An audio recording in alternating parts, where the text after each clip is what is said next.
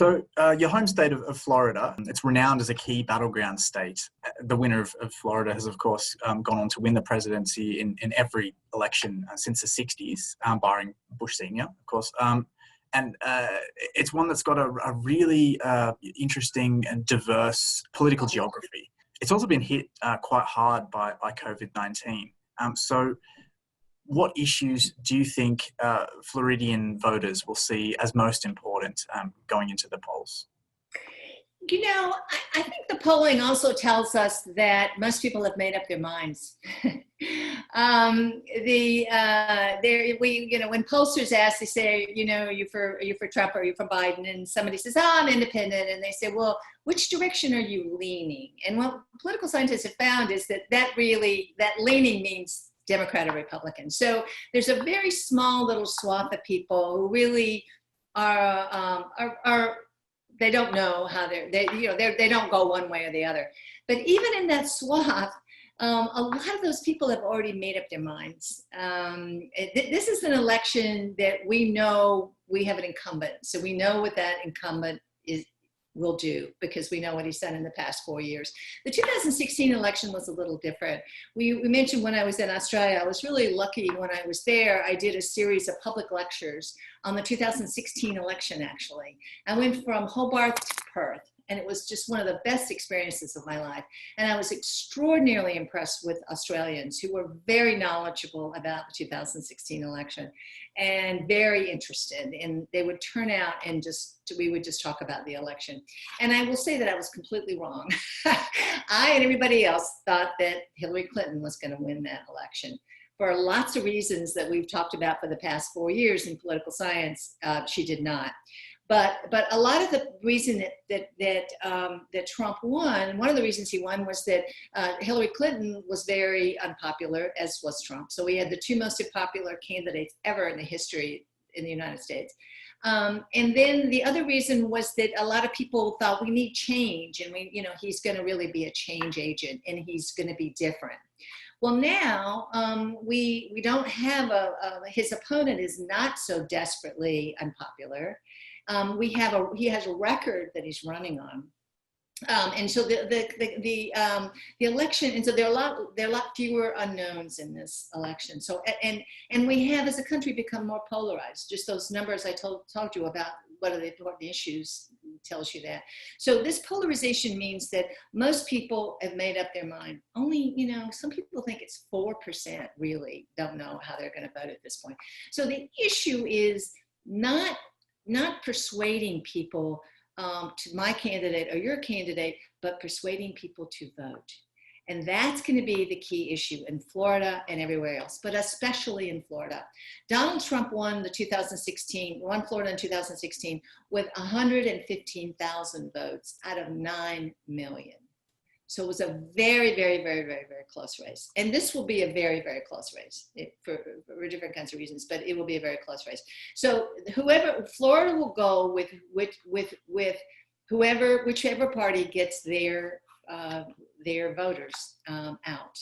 And with one of the big issues in the United States now, which is also a federalism issue, is how people vote. We have, I know in Australia, most people vote on election day, but in the US, we've had convenience voting for some time using absentee voting. We have early voting. We have voting centers where people can drop off their votes. So we have lots of different ways to vote. Apart from just going on election day. And that really varies from state to state. A state like my own state, we have very liberal absentee voting. We have early voting. We have just lots of ways to vote. There's still some states that don't. There's still some states where you still have to go on election day, so it varies enormously from state to state. But getting people to vote, what we've seen is that because of the change in voting, a lot of people are going to vote absentee. Some estimates are about half people in the United States will vote absentee this time, which means you can mail in your ballot. You just go and take it in person, drop it in a box or something like that. But anyway, that's really going to have a big difference too, and a lot of unknowns. So the party's going to be able to get those people to vote absentee. And then the final thing is the timing issue. That North Carolina has already sent out its absentee ballots. So people can vote in North Carolina when that absentee ballot is mailed to them, almost 2 months before the election.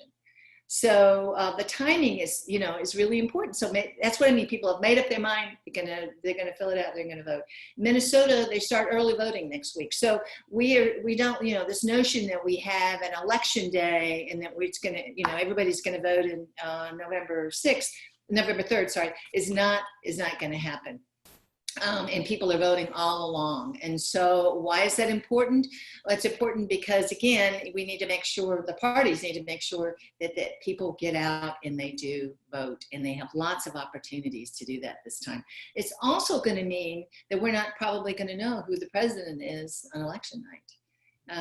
Because the states will still be counting those absentee ballots. So this election is very different because we have this very unusual incumbent president, so the dynamics of his race are very different. The dynamics, of course, of COVID-19 and there's different kinds of voting are very different. But what really is very similar is who is going to vote. And both parties have to get their candidates out. You mentioned diversity. We have a lot of old people, if you will, in Florida, and they vote big time. So they're going to vote. The Hispanic population, we have a very large Hispanic population. Some of it's Cuban Hispanic and some non-Cuban. That's kind of how we divide it. And, getting those people out, that's a population that doesn't usually vote in a very high percentage. Elderly vote is up to 75%, which is big for us because we don't have compulsory voting, whereas the Hispanic population could be like 30%. So the two parties need to get out that vote.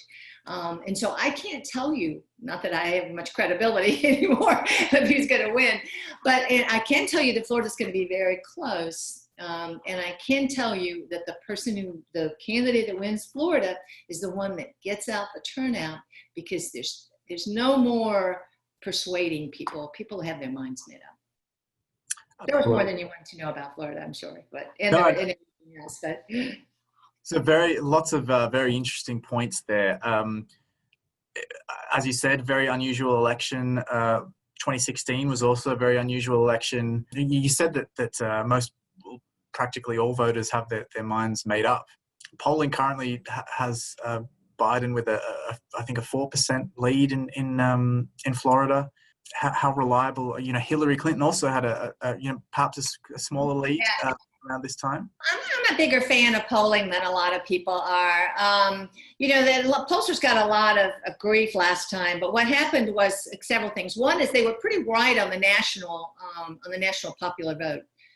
Hillary did win by the percentage that they expected. They were wrong on the state party votes. And some of that was that people changed their mind at the last minute. Again, I'm arguing they're not going to do that now because we know. But at that point, it was an open election. People didn't really know how they were going to vote to the end. And people, usually when people wait to the end, most political scientists think it'll split down the middle. About half will go to one camp and half to the other candidate. That's not what we saw in 2016. So Trump got most of the late deciders. And they were a bigger group than they are now. The other thing to remind your visitors of is your listeners of is that we have an electoral system in the United States. Again, this is a federalism point of view as well, in that it's not the candidate who wins the popular vote, but the candidate who wins the electoral votes, which is based upon individual states. And that's why Florida is so important, frankly, because we have 29 electoral votes. And it's the third largest state in the country. The other two are California and Texas, and those are not toss-up states. So our 29 electoral votes are very important. But the electoral votes are really going to be what decides the election. And so a key state like California, it doesn't matter how much Joe Biden wins that state by, as long as he wins, because most states have a winner-take-all category. And so that's why I say, like Florida, when Donald Trump won by 115,000 votes, he got all the 29 electoral votes. and Hillary got none. So the Electoral College is really another important federalism issue. And a lot of people after the 2016 election in the United States want to abolish the Electoral College. And that's still a discussion. And if this happens again, where somebody who gets a popular vote doesn't get the Electoral College vote, then I think there will be a lot more discussion about that. The Founding Fathers put that in part because they wanted to highlight states, and the electors back in 1789 were not based. They didn't have to rely on the popular vote of the state. They just used their own judgment. So it was a very different system.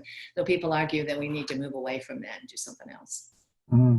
So, just finally, you mentioned that it probably from here, it's not really about swaying votes to your side. It's more about energizing the base. And in your opinion, what do both parties need to do to energize the base to get out there and cast a vote?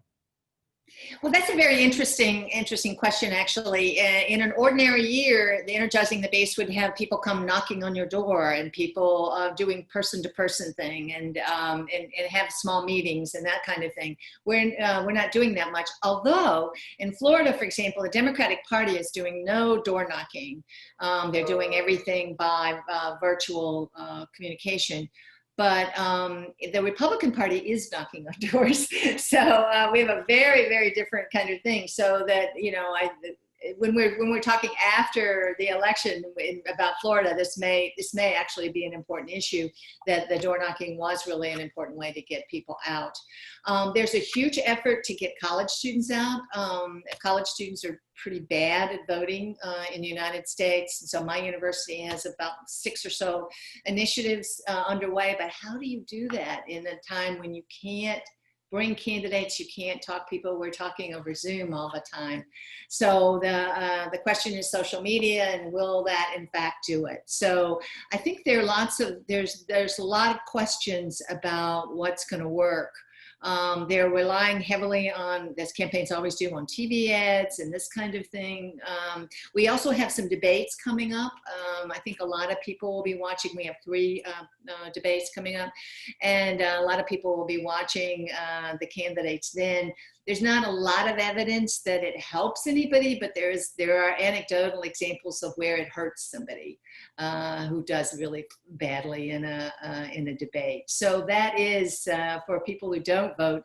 The minute they get their their absentee ballot, that will be something to watch for, maybe. But again, I think what's going to happen is that people who like one candidate are going to think that one candidate wins, and people who like the other candidate are going to like that other candidate, and there won't be much in the wash. But yeah, I think an election in times of the coronavirus, wow. How do you get people out? I think ordinarily people would turn out in this election, but and hopefully they still will, because there is certainly a lot of evidence that it's an important election for us. Seems like there's a lot at stake. Professor Weisert, thank you so much for speaking to me this morning. You're welcome, Alex. It was fun.